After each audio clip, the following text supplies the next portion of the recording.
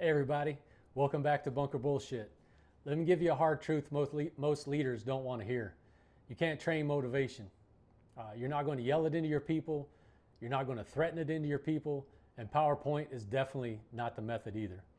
If they don't want to be there, you might as well be pushing rope.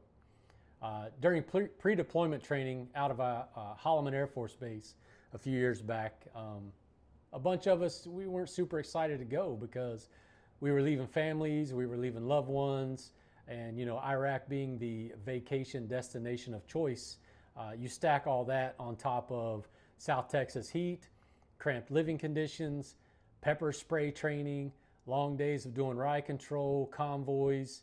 Needless to say, morale was a little low and some of the attitudes were worse. And honestly, the training at first was shitty.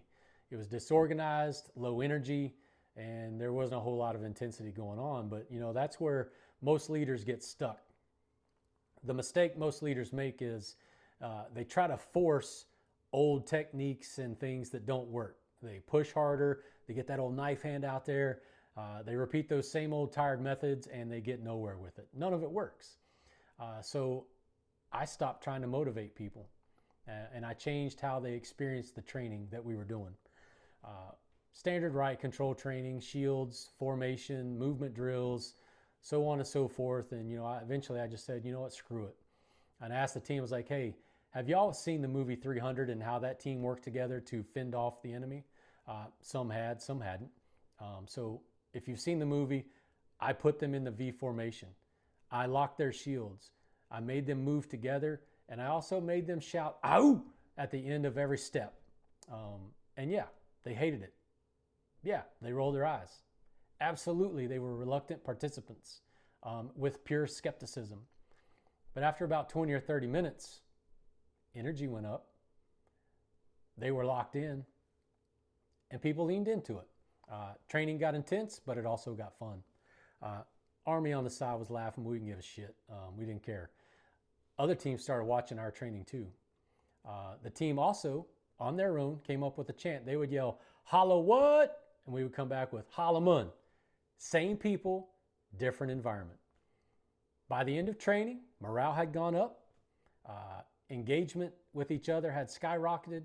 We had an identity. And when people were literally telling us during training, "Oh, you're that team from training." That didn't happen because I motivated anyone. That happened because the environment changed. Leaders change environments. We did the same thing when we were marching around. I'm an old school cadence guy. I love me an old school Jody, an old marching Jody. But I threw in SpongeBob SquarePants. Yeah, some people said it was ridiculous. And at first, people started laughing, but we sang it, and eventually we bonded. So later, again, in Iraq, people looked at us as a tight, motivated team. But what I was also tell these people is, leadership may look stupid until it looks smart. But leaders are going to create that environment where motivation will show up. You as a leader, your attitude is the ceiling. Your attitude creates engagement. Stop repeating the same old broken approaches. Are you leading with ego, trying to influence people? Build the environment where people want to train. Leadership's not about control. It's about getting buy-in and getting everything out of your people because they want to be committed to the team. So all that being said, here's my call to action. If you out there have ever led people who did not want to be there, drop me a comment below. Tell me what worked. Tell me what failed. Because leadership doesn't just show up when things are easy. It shows up when motivation is missing. Leaders don't train that motivation though. Leaders build the environment where motivation shows up. So again, leave me a comment down below. Give me something to think about. Give me something to talk to you about in the future. All right, y'all take care.